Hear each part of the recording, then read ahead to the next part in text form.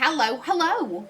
My name is Callista and welcome to another video update. This is just going to be a very short one today. I'm just announcing I'm going to be taking a very small break just for a few days. You may have noticed that there wasn't a Pillars of Eternity video up to date, and to be brutally honest, there isn't going to be one. I have not been having the best week.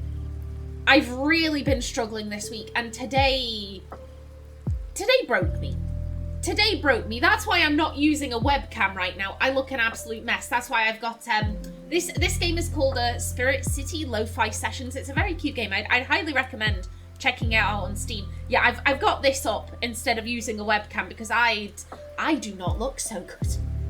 I do not look so good. Today broke me.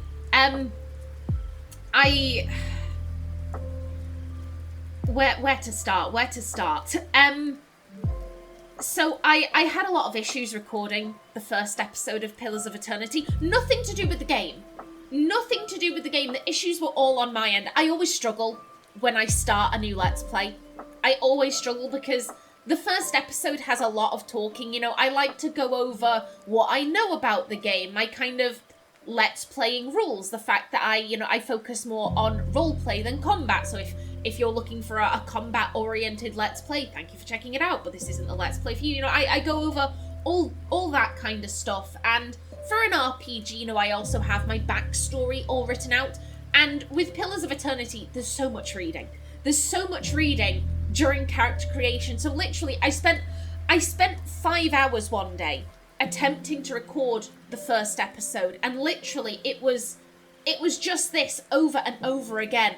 Hello, my name is Callista, and welcome to Pillars of Eternity. Okay, no, that was bad, let's redo it. Hello, my name is Callista, and welcome to Pillars of Eternity. Like, it was just like my tongue was being completely non-cooperative, and then I'd do an opening, and it was good, and I'd get into the game, and I'd be reading the little entries, you know, okay, the role of women in Ayora. Women have multiple different roles depending on whether they're... And my tongue would just, like, nope out, or I'd get further. I'd get to where I'm reading Jimena's backstory, and halfway through, my tongue would just decide, no, it doesn't want to cooperate. Like, as I said, I spent 5 hours one day just trying to record the first episode because I couldn't make it past character creation, and I had this issue on multiple days.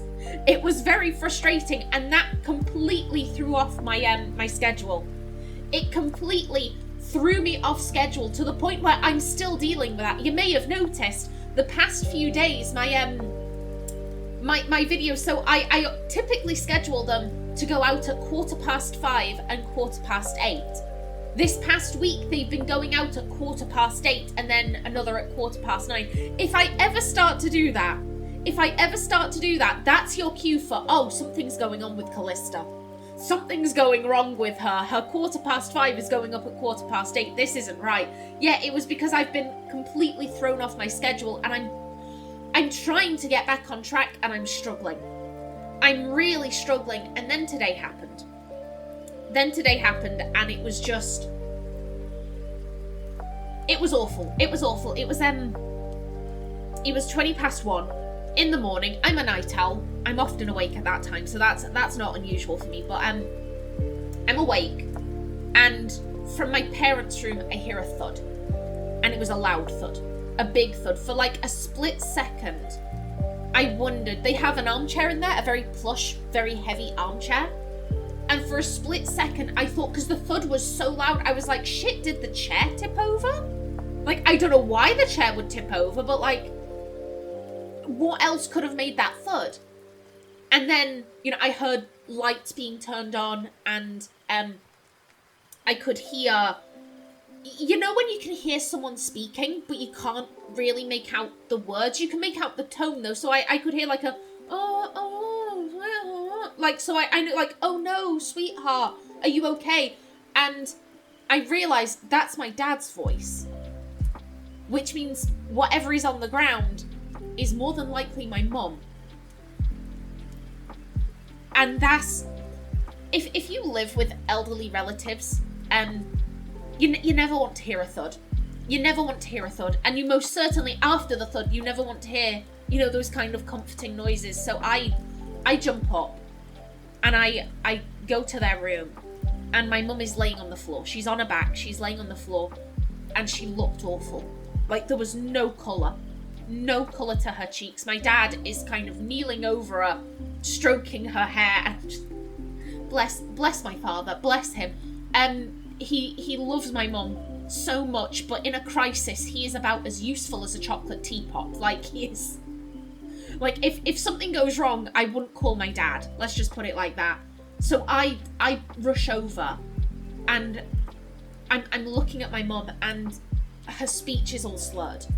She's really slurring her words, which is, like, it's usual for me. That's usual for me. It's not usual for her. And she's trying to explain what happened, and she's saying that she got out of bed to go to the bathroom, and she was looking for her glasses, and then she ended up on the floor, and she's really not too sure what happened. And for context, like, the bit of floor she was on, there's like nothing to trip over. It's not like she tripped over some shoes or, like a cable or something. Like, literally there's nothing for her to trip over. It's just an empty bit of carpet. And she was saying, like, oh, I think I must have just gotten up too quickly. Like, I was dizzy, and I just felt like, I was stood up, and then the next thing I knew, I was on the floor, and I'm like, okay, well, that's concerning. She gets up, and she was actually able to get up by herself. And as she walks past me to go to bed, I follow her, and I saw the back of her head, and there was blood. There was blood all over the back of her head. And that's when we realised when she had fallen, she had cracked her head against the door frame. And it was just... It was terrifying. It was absolutely terrifying. So now, fortunately, it was the crack on her head. It wasn't very big. It wasn't very big. It kind of looked... It looked a little bit like a cat scratch, to be honest. It wasn't... Like, if I saw that on any other part of her body, I'd be like, okay, like, no worries. Put on a plaster, a band-aid, whatever you want to call it. Just, like, put on a bandage and, like, you'll be right. But it was the fact that it was on her head. She'd clearly cracked her head on the door frame. And at that point, she started saying she was dizzy again. She started saying she felt sick. She just wanted to go to bed. I'm like, no, mother. No, you're not going back to sleep. Fuck that noise. And... My mum, bless her, she is not one to complain. She is not one to complain. If anything bad happens, she is like, oh no, I'll just go back to bed and I'll sleep it off. And I'm saying, ma'am, you might have concussion.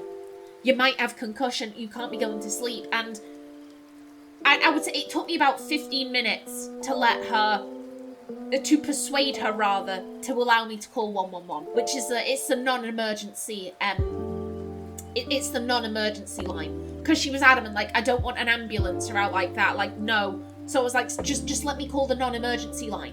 Let me call the non-emergency line. We'll talk to them, and if they say, oh no, that sounds fine, then yeah, you can go back to bed, but, like, please just let me call them, and we can double check. She finally allowed me. We spoke to a very nice lady, and it was the fact that my mum couldn't remember falling. She remembered feeling dizzy, and then she was on the floor, and she was in pain.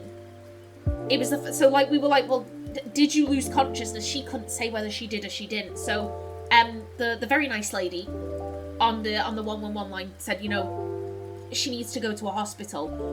There was by all accounts, there was because she said, like, listen, don't wait for an ambulance.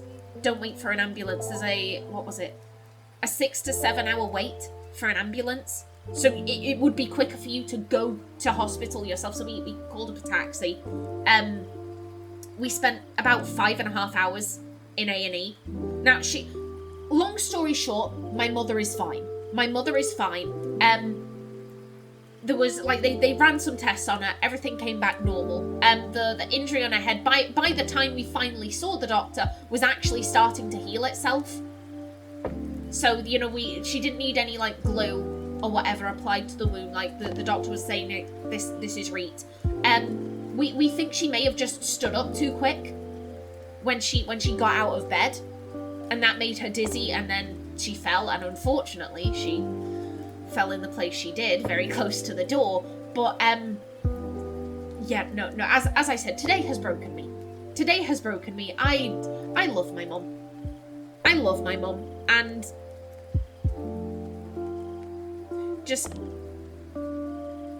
seeing her like that on the floor, it was... My mum is a very strong woman. She's a very strong woman.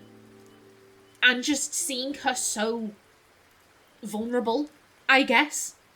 And when she stood up and like I said, it was seeing her hair all full of blood. It was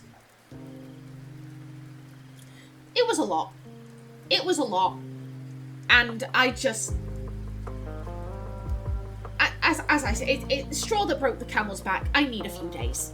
I need a few days to reorient myself and get back in my schedule where I'm not constantly stressed because I've fallen behind. Like, I need some time to... I need some time to get my backlog back up. Like, to be honest, it's literally just Pillars of Eternity. Pillars of Eternity right now is the problem, child. I've recorded up to episode 19 of Thimbleweed Park, and I've completed the first DLC, The Sins of New Wells, for my weekend series. Like, I'm fine with them. It's just Pillars of Eternity giving me issues. I fell behind and I just haven't been able to get back to where I should be, and it's fucking me up. It's causing me more stress than it should, really. And after today, yeah, no, I am tired. I am tired. I am taking a break. So there won't be... I think what I'm gonna do, I'm gonna take the weekend and I'm gonna take next week. So the next video you will be seeing from me will be next Saturday, not tomorrow, next Saturday, with episode 2 of The Sins of New Wells. And then everything will carry on as it should. But I need a week. I need a week to decompress and to get to where I should be. This is, as I said, today broke me. Today absolutely broke me, and I'm not ashamed to admit it. It was not pleasant. It was not pleasant. Heading to A&E in the early hours of the morning. We got there at 2:30 a.m. Like, it just... Yeah, no thank you. No thank you. So, yeah, that's the video update. I do apologise. I do apologise for just dropping this on you, but, yeah, I could not predict. I could not predict what happened to my mum today. No, I would like to spend some time with my family, if you please, and decompress. So yeah, I think I'm gonna bring this to a close right here. Thank you for your patience. My apologies again, but yeah, I just need the time. I just need the time. So yeah, as I said, I'm gonna bring this episode to a close right here. I hope you're having much better days. Go chat with your parents. If you have them and you're on good terms with them, just go have a chat with your parents. Just be present with them. Okay. See you around.